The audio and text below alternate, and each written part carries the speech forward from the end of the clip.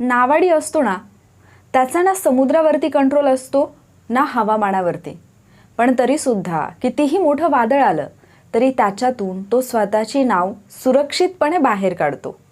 कारण त्याच्या कौशल्यांवरती कंट्रोल असतो, त्याच्या कौशल्यांवरती विश्वास असतो. आणि तसंच जर तुम्हाला तुमच्या आयुष्यात काही मिळवायचं असेल किंवा अगदी येणारी एक्झामच घ्या ना, ती पास व्हायची असेल, तर स्वतःच्या अभ्यासावरती, स्वतःच्या प्रयत्नांवरती आणि आत्तापर्यंत तुम्ही घेतलेल्या कष्टांवरती विश्वास ठेवा. तुम्ही हा टप्पा नक्की पार कराल. हॅलो वॉरियर्स, मी सुप्रिया आणि तुम्ही पाहत आहात वॉरियर ऑफिसर एज्युकेशनल चॅनल. फक्त लढण्याची नव्हे, जिंकण्याची तयारी. आजच्या लेक्चरमध्ये आपण कशाबद्दल बोलणार आहोत हे तुम्हाला कळलंच असेल. आता आलेली आहे तुमची एक्झाम, ज्याच्यासाठी तुम्ही मागचे 6 महिने किंवा त्याच्यापेक्षाही जास्त कालावधी झाला अभ्यास करत आहात.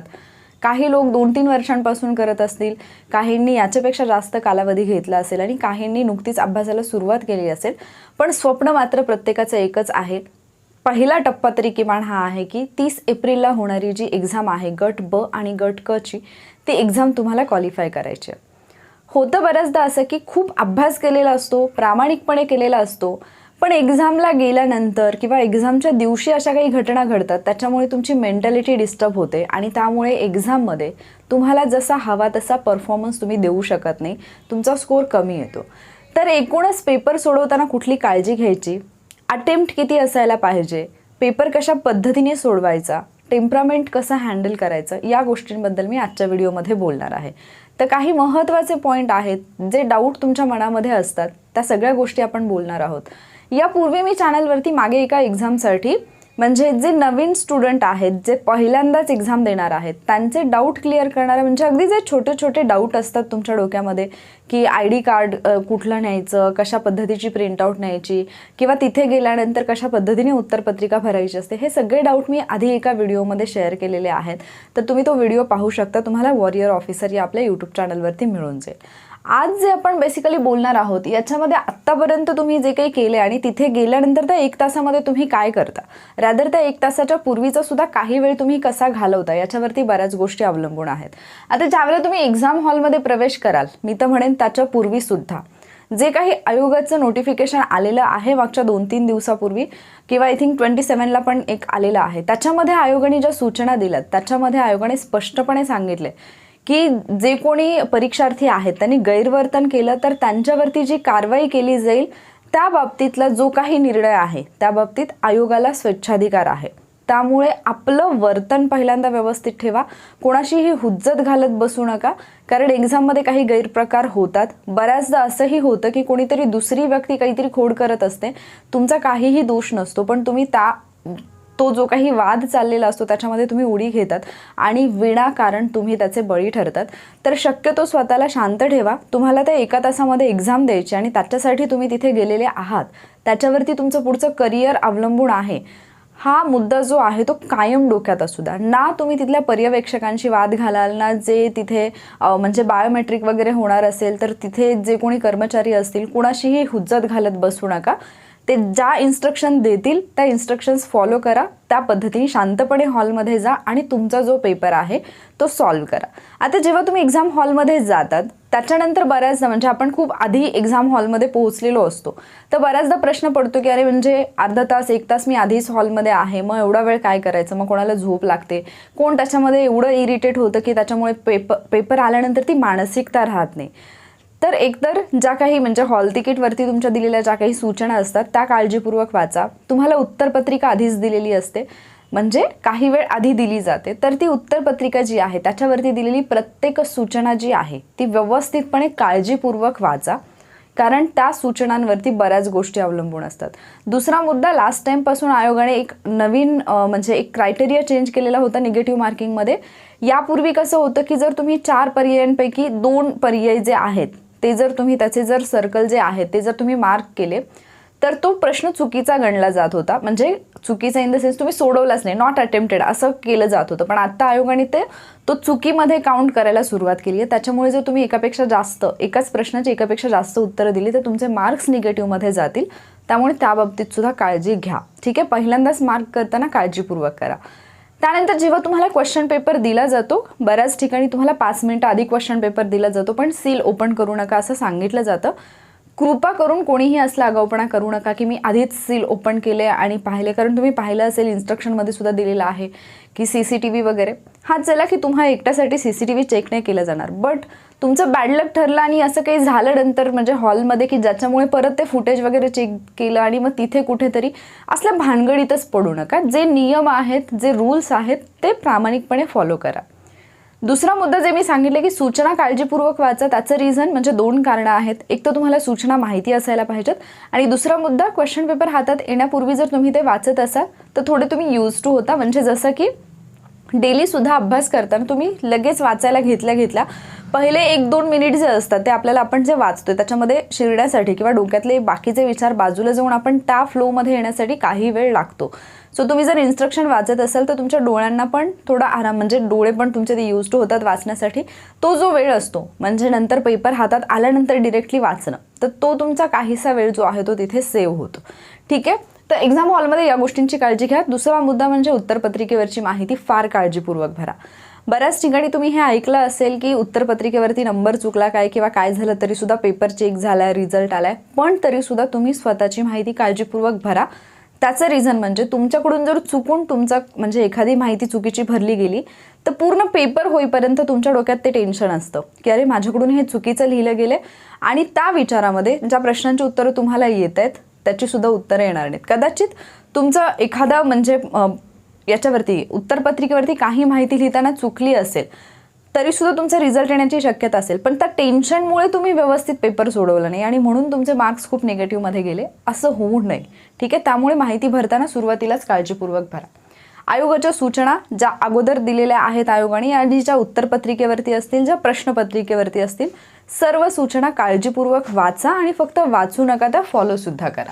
आता पेपर सोडवताना तुम्ही बेसिकली कुठली काळजी घ्याल हे फार इम्पॉर्टंट आहे. ज्यावेळेला तुम्ही पेपर सोडवत आहात तर तुम्हाला म्हणजे आता B आणि C दोन्हीचा पेपर एकत्रित आहे, त्यामुळे अर्थातच तुम्हाला डिफिकल्टी लेवलमध्ये थोडेफार चेंजेस झालेले पाहायला मिळतील. जसे की तुम्ही यापूर्वीचे जे पेपर्स पाहिलेले आहेत तुम्ही डेफिनेटली MCQ जे आहेत ते सॉल्व्ह केले असतील, PYQ जे आहेत ते सॉल्व्ह केले असतील, क्वेश्चन पेपर ॲनालिसिस केलं असेल.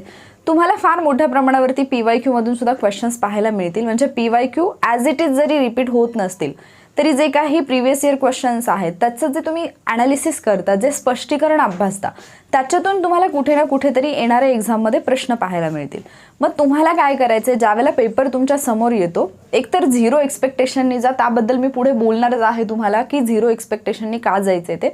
पण पेपर समोर आल्यानंतर पहिल्यांदा तुमची प्रायोरिटी ही असायला पाहिजे की जे तुम्हाला येतंय, जे तुम्हाला 100% शुअर आहे असे सगळे प्रश्न तुम्ही पहिल्यांदाच सोडवून घ्याल. त्याचं रिझन बऱ्याचदा असं होतं की मुलं सुरुवातीला अवघड प्रश्न किंवा मोठे मोठे प्रश्न जिथे तुम्हाला विचार करावा लागतो किंवा मॅथ्स रिझनिंगचे क्वेश्चन असतील, जर तुमची प्रॅक्टिस नाही आहे आणि तुम्हाला मॅथ्स रिझनिंगचे क्वेश्चन सोडवण्यासाठी काही वेळ लागतोय, पण तरीसुद्धा अशा प्रश्नांमध्ये जिथे जास्त वेळ लागतोय तिथे टाईम इन्व्हेस्ट करतात आणि शेवटी लक्षात येतं की अरे टाईम खूप कमी राहिला आहे आणि खूप सोपे प्रश्न आहेत पुढे जे की मला येत आहेत, पण वेळ नसल्यामुळे मी ते प्रश्न सोडवू शकत नाही. तर हे होऊ नये याच्यासाठी पहिली प्रायोरिटी असायला पाहिजे की ज्या प्रश्नांची उत्तरं तुम्हाला 100% माहिती आहेत तेच प्रश्न तुम्ही सुरुवातीला सोडवाल. एलिमिनेशन मेथडचा मॅक्झिमम वापर करा. हा म्हणजे एलिमिनेशन मेथडचा वापर करणं ही पद्धत तुम्हाला तुमचा टाईम मॅनेज करण्यासाठी खूप जास्त फायदेशीर ठरते. बऱ्याचदा काय होतं की एखाद्या प्रश्नाचं ॲक्युरेट आन्सर तुम्हाला माहिती नसतं. म्हणजे एखादा प्रश्न आहे आणि त्याचं जे तो प्रश्न वाचल्यानंतर हेडिंग वाचल्यानंतर तुम्हाला त्याचं उत्तर माहिती नसतं. पण असं होतं की जे 4 ऑप्शन आहेत त्याच्यामधले 3 जे इतर ऑप्शन असतात ते तुम्हाला कन्फर्म माहिती असतात, त्याच्यावरून सुद्धा तुमचं उत्तर निघतं. त्यामुळे जर एखादा प्रश्न 1 लाइनर आहे आणि तो तुम्हाला कम्प्लिटली अननोन वाटला तर तो लगेच सोडून पण देऊ नका. जसं की एखाद्या संस्थेचं नाव दिलंय, संघटनेचं नाव दिलंय आणि विचारलं असेल की याचे अध्यक्ष कोण आहेत. मे बी तुम्ही त्या संघटनेबद्दल वाचलं नाही किंवा त्यांच्या अध्यक्षांबद्दल वाचलं नाही, तुम्हाला माहिती नाही, पण कदाचित इतर ज्या 3 व्यक्ती आहेत म्हणजे ऑप्शनमध्ये दिलेले 4 व्यक्ती त्यातले ज्या 3 व्यक्ती आहेत कदाचित त्या 3 व्यक्तींना तुम्ही म्हणजे त्या 3 व्यक्तींबद्दल काही ना काहीतरी माहिती तुम्ही ऐकलेली असेल. त्यामुळे पहिला जो म्हणजे उरलेला जो ऑप्शन असेल तो ऑटोमॅटिकली तुमचा आन्सर येईल. त्यामुळे जरी असा अननोन क्वेश्चन आला तरी त्याच्याकडे कम्प्लिटली हे पण करू नका, दुर्लक्ष पण करू नका. हां, तुम्ही असं करू शकता की म्हणजे अननोन आहे तर तुम्ही त्याला थोडंसं म्हणजे सेकंड राऊंडसाठी ठेवू शकता, पण प्रत्येक प्रश्न तुमच्या नजरेखालून गेलाच पाहिजे. 60 मिनिटांच्या कालावधीमध्ये 100च्या 100 प्रश्न तुमच्या नजरेखालून गेले पाहिजेत. ही पण तुमची एक प्रायोरिटी असायला पाहिजे. त्याच्यानंतर जोड्या लावाचे प्रश्न, शक्यतो जोड्या लावाचे प्रश्न हे ऑलमोस्ट सगळ्यांचे बरोबर येतात, कारण तुम्हाला 4 पैकी 1 जरी जोडी माहिती असेल तरी त्याचं उत्तर निघतंच. इथे जास्तीत जास्त एलिमिनेशन मेथडचा वापर करा. जर इयर वाईज क्वेश्चन आलेले असतील, म्हणजे काही संघटना दिल्यात किंवा काही कायदे दिलेत आणि इयर दिले असतील, तर 95% केसेसमध्ये असं असतं की ते जे इयर असतात त्यांचा चढता किंवा उतरता क्रम जो आहे तो तुम्ही लावला तरी तुमचं उत्तर बरोबर येतं. एखादं कम्प्लिटली अननोनवाली फॅक्ट असेल की जे कधी तुमच्या वाचनात नाही आलं, तर असं सुद्धा बऱ्याचदा होतं की 1 2 3 4 किंवा 4 3 2 1 असे सुद्धा पर्याय असतात आणि ती उत्तरं बरोबर असतात. त्यामुळे ज्यावेळेला तुमच्याकडे म्हणजे वेळ कमी आहे किंवा आपण असं म्हणत की तुमचा अटेम्प्ट जास्त नाही आहे, तुम्हाला वाटत नाही की माझा अटेम्प्ट सेफ आहे आणि रिस्क घेण्याची गरज आहे, तर तिथे हे वाले टेक्निक जे आहेत ते तुम्ही यूज करू शकता. बट काळजीपूर्वक पहा, आधी व्यवस्थितपणे गेस करण्याचा प्रयत्न करा. जिथे जेवढे शक्य आहे तेवढे जास्तीत जास्त ऑप्शन एलिमिनेट करा. देन शेवटी जर तुमचं म्हणजे अटेम्प्ट पण नाही आहे, रिस्क पण घ्यायची गरज आहे, तर स्मार्टवाली रिस्क घ्या. ठीक आहे. मी यापूर्वी MCQ सॉल्विंग टेक्निकचा एक व्हिडिओ जो आहे तो यूट्यूबवरती अपलोड केला. आय थिंक 5 लाखांहून अधिक विद्यार्थ्यांनी तो पाहिलेला आहे. त्याची लिंक जी आहे ती मी तुम्हाला याच्यामध्ये हवं तर व्हिडिओच्या एंड स्क्रीनला पण देईन आणि टेलिग्राम चॅनलवरती मी ती तुम्हाला सेंड करून देईन. एक्झामला जाण्यापूर्वी 100% तो व्हिडिओ पहा, तो तुम्हाला खूप जास्त हेल्पफुल ठरेल. ज्यावेळेला तुम्हाला MCQ सॉल्व करायचे आहेत आणि MCQ गेसिंगचा पण तुम्हाला एक मी व्हिडिओ अपलोड केला होता, तो पण 2.5 लाख प्लस गेला असेल मे बी. तर त्याच्यामध्ये सुद्धा MCQ ज्यावेळेला तुम्हाला उत्तरच माहिती नाही त्यावेळेला कशा पद्धतीने गेस करायचं हे सांगितलं. तर ते 2 व्हिडिओज तुम्हाला एक्झामच्या पिरियडमध्ये खूप जास्त हेल्पफुल ठरतील. ठीक आहे. त्याच्यानंतर 1 लाइनर क्वेश्चन आत्ताच मी सांगितलं की समजा ॲक्युरेट आन्सर जरी माहिती नसेल तरी 3 पर्याय बऱ्याचदा माहिती असतात किंवा इतर जे तुमचं नॉलेज असतं, इतर जो तुम्ही अभ्यास केलाय त्याच्यावरून तुम्ही उत्तरापर्यंत पोहोचू शकता. तर ते वाला ट्राय नक्की करा. प्रश्न वाचले मला बिलकुलच माहिती नाही म्हणून मी याला बघणारच नाही किंवा अगदी म्हणजे स्किप केला आणि सेकंड राऊंडला पण तो पाहिला नाही असं करू नका. ऑप्शन डेफिनेटली तुम्ही वाचा आणि त्यानंतर इझी टू डिफिकल्ट याच पद्धतीने पेपर सोडवा. म्हणजे सुरुवातीला सगळे तुम्हाला येणारे सोपे वाटणारे ज्याची उत्तरं 100% माहिती आहे तसे सगळे प्रश्न सोडवून घ्या.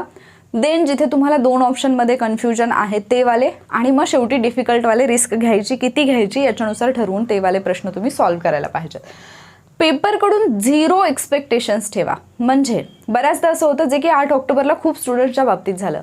काही स्टुडंटनी करंट अफेअर्सचा खूप चांगल्या पद्धतीने अभ्यास केलेला होता. ज्यावेळेला ते पेपरला गेले त्यावेळेला त्यांनी जे अभ्यासलेलं आहे म्हणजे जे पुरस्कार असतील किंवा ज्या इतर गोष्टी खूप जास्त चांगल्या डीपमध्ये केल्या होत्या त्याच्यावरचे क्वेश्चनच नाही दिसले आणि बऱ्याचदा तर पहिल्या प्रश्नापासूनच करंटचे क्वेश्चन्स होते. त्याच्यामुळे मुलांच्या मनात एक भीती, अरे मी तर करंटचं एवढं केलं होतं, ही भीती वाढायला लागली आणि करंट तर काहीतरी वेगळंच विचारले.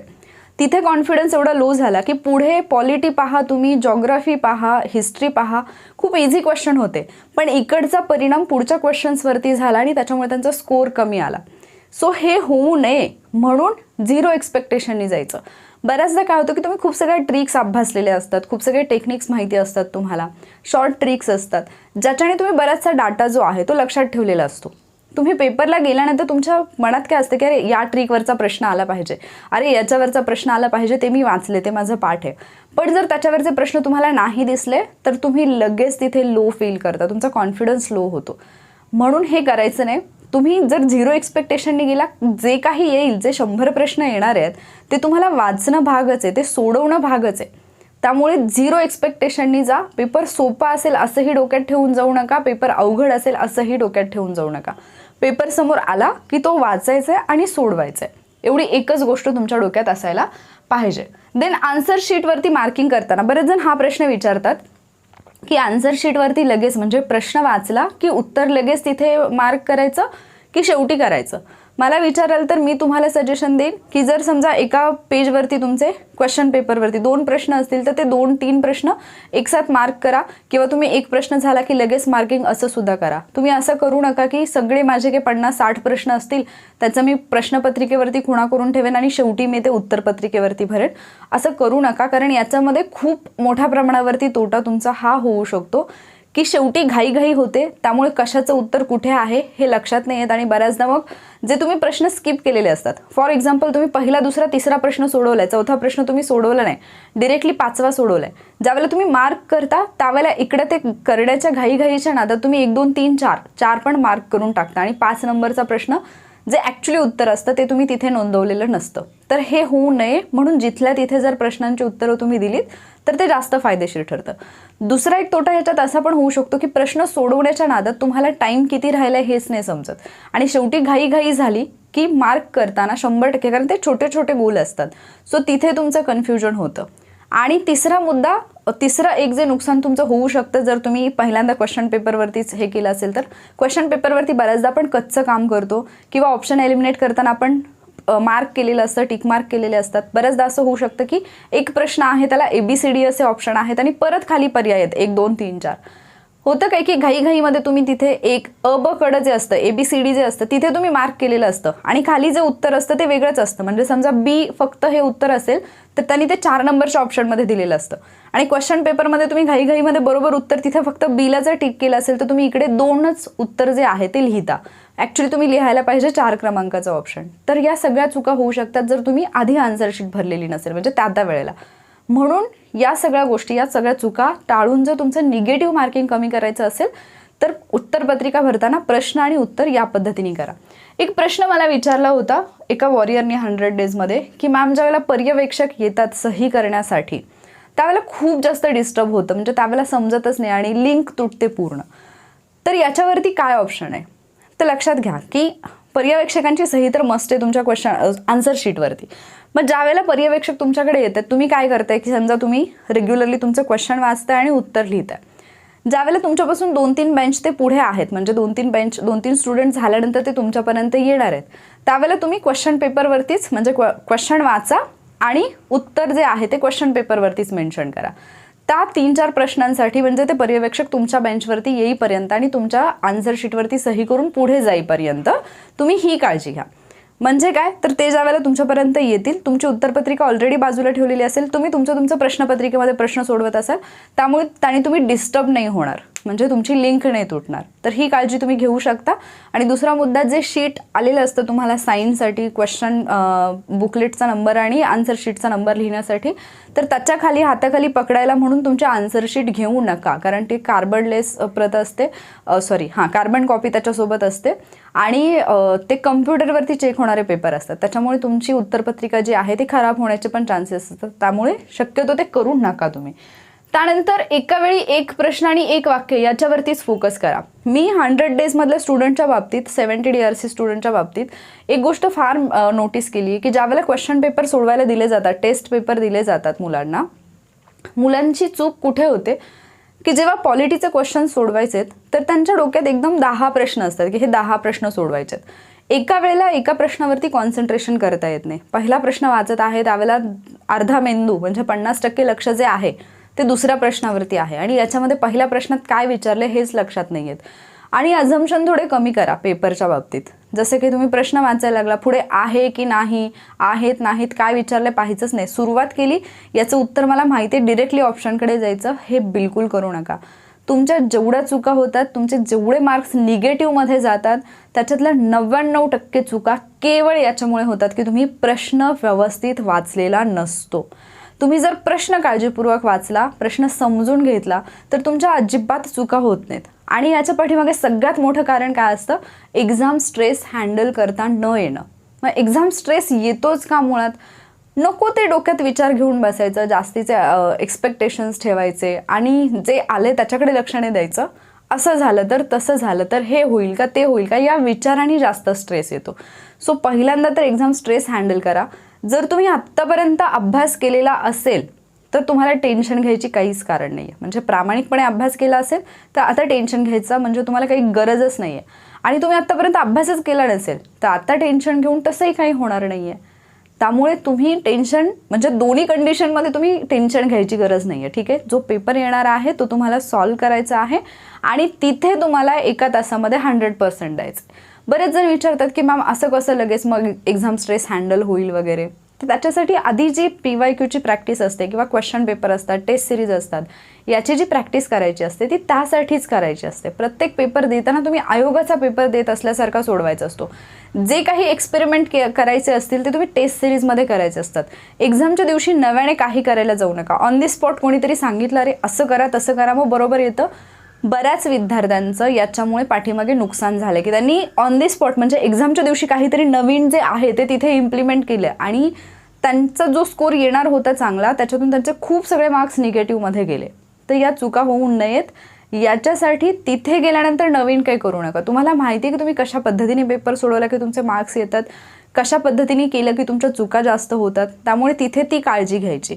आणि दुसरा मुद्दा, बऱ्याचदा असं होतं की तुम्ही जो कुठला म्हणजे तुमचा जो स्ट्रॉंग सब्जेक्ट असतो, नेहमी तुम्ही टेस्ट सिरीज सोडवली असेल, प्रिव्हियस इयर क्वेश्चन पेपर केले असतील, काही सब्जेक्ट असतात जिथे तुम्हाला नेहमी चांगले मार्क्स येतात, पण तिथे एक्झाममध्ये हे एक्सपेक्ट नाही करायचं की तो विषय जो आहे तो त्याचे सगळेच प्रश्न सोपे येतील.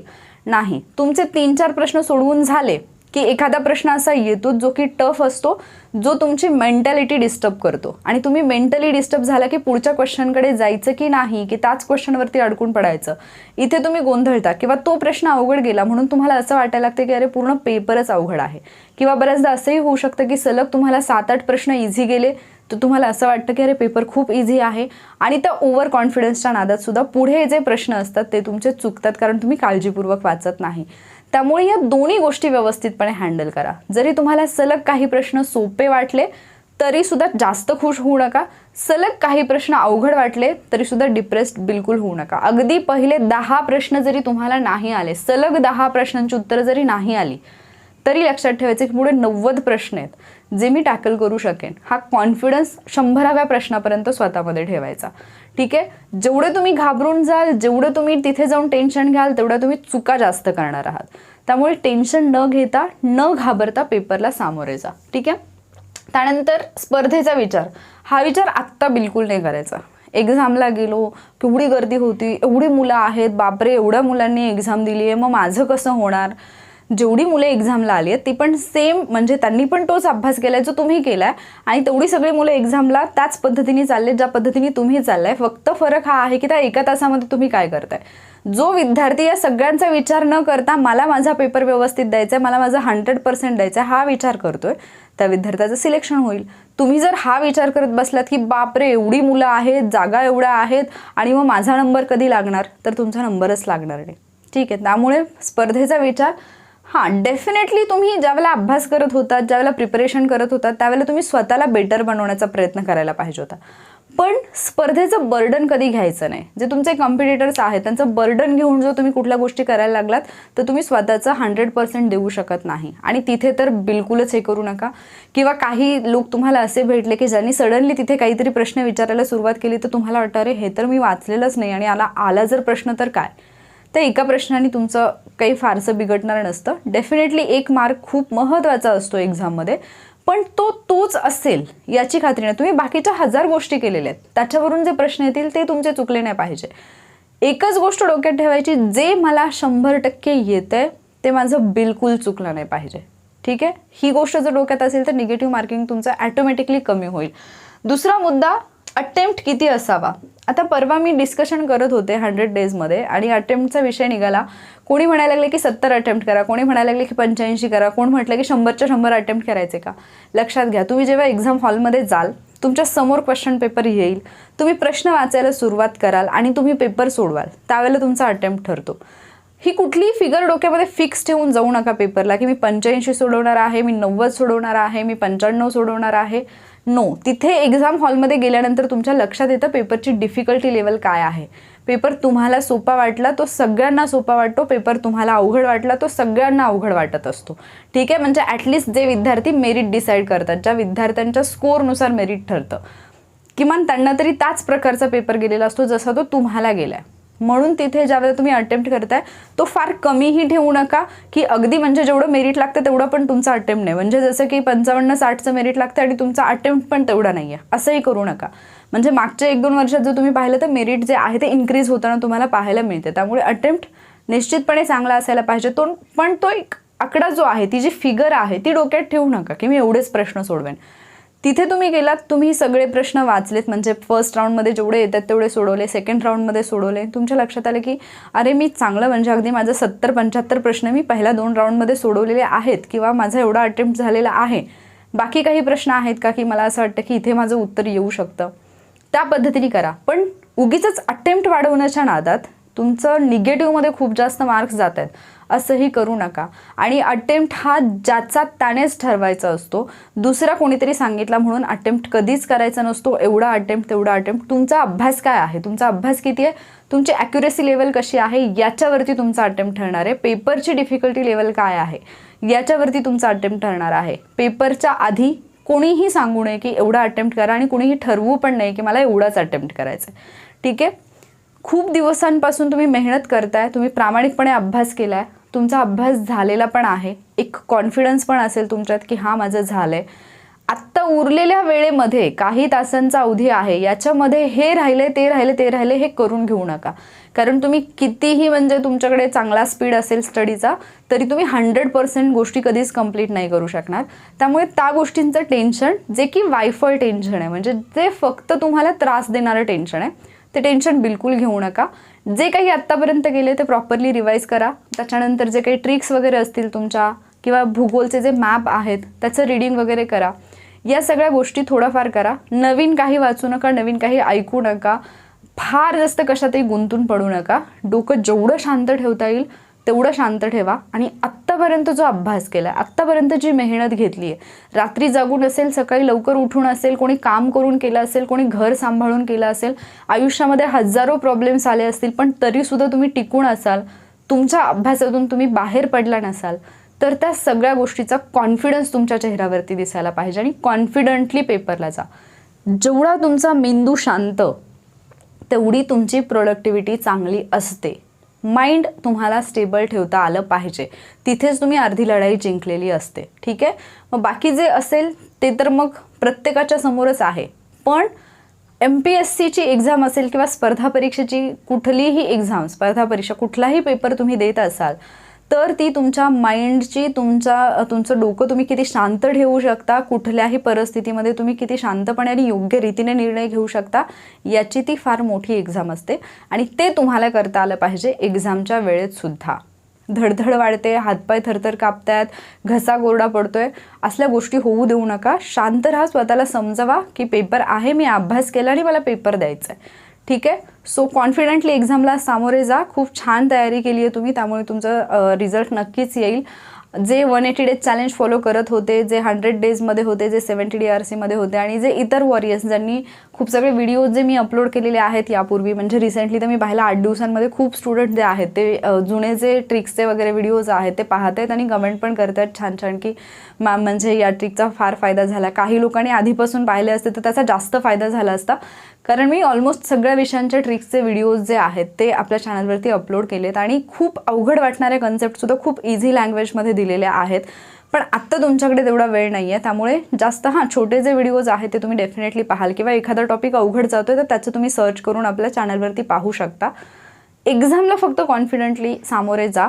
आत्तापर्यंत खूप अभ्यास केला आहे, फक्त त्या 1 तासामध्ये तुम्ही काय करताय याच्यावरती तुमचा रिझल्ट अवलंबून आहे, हे लक्षात असू द्या. ठीक आहे. तर तुम्हाला माझ्याकडून एक्झामसाठी खूप खूप खूप जास्त शुभेच्छा. एक्झामनंतर तुमचा रिझल्ट ऐकायला सुद्धा मला खूप म्हणजे नक्कीच आवडेल. एक्झामनंतर जो व्हिडिओ मी घेऊन येईन त्याच्याखाली तुमचा स्कोअरसुद्धा मला नक्की कळवा. पेपर कसा गेला हे आपण टेलिग्रामवरती डिस्कस करणारच आहोत. आणि स्वतःची काळजी घ्या, तब्येतीची सुद्धा. एक्झाम सेंटरला वेळेत पोहोचा. ज्या गोष्टी आवश्यक आहेत त्या सोबत न्या, जसं की तुमचं ओरिजिनल ID कार्ड असेल, त्याची झेरॉक्स असेल, तुमच्या हॉल तिकीटची प्रिंटआउट असेल आणि ब्लॅक बॉल पॉईंट पेन तो तुमच्याकडे असायला पाहिजे. वॉटर बॉटल एक सोबत मेंटेन करा, म्हणजे सोबत कॅरी करा, सोबत ठेवा. फक्त त्याच्यावरती स्टिकर असायला नाही पाहिजे, बिना स्टिकरची ना, कारण ते तिथे अलाउड करत नाहीत, कारण खूप जास्त ऊन आहे आणि याच्यामध्ये डिहायड्रेशन होऊ शकतं, ज्याच्यामुळे तुम्हाला त्रास होऊ शकतो. त्यामुळे या गोष्टी पण स्वतःसोबत, म्हणजे स्वतःची काळजी घ्या थोडक्यात. आणि जे काही आयोगाने सांगितलेलं आहे मास्क वगैरे सोबत ठेवा. तिथे गेल्यानंतर ते वापरायचं न वापरायचं पुढचा प्रश्न आहे, पण उगीच तिथे जाऊन डोक्याला ताप होईल अशी कुठलीही कृती करू नका. ज्या गोष्टी आवश्यक आहेत त्या सोबत बाळगा. सेंटरवरती वेळेत पोहोचा. बऱ्याचदा असं होतं की मुलं 1-2 मिनिट लेट होतात, ते अलाउड करत नाहीत आणि मुलं नंतर टेन्शनमध्ये येतात. भले अलाउड जरी केलं तरी लेट झाल्यानंतर ते जे धगधग होत असतं त्याच्यामुळे पेपरवरती कॉन्सन्ट्रेशन करता येत नाही. तर हे करू नका. थोडी काळजी घ्या, वेळेत एक्झामला पोहोचा, व्यवस्थितपणे जा, पेपर अगदी शांत डोक्याने आणि खूप चांगल्या पद्धतीने द्या. ठीक आहे. तुम्हाला खूप खूप खूप शुभेच्छा माझ्याकडून एक्झामसाठी. आणि आपण एवढी जास्त तयारी केली आहे तर आपण जिंकणार हे निश्चित आहोत. हा विश्वास फक्त स्वतःमध्ये ठेवा. ठीक आहे. भेटूयात एक्झामनंतर आणखी एका अशा व्हिडिओमध्ये. परत एकदा तुम्हाला एक्झामसाठी खूप खूप शुभेच्छा. थँक्यू.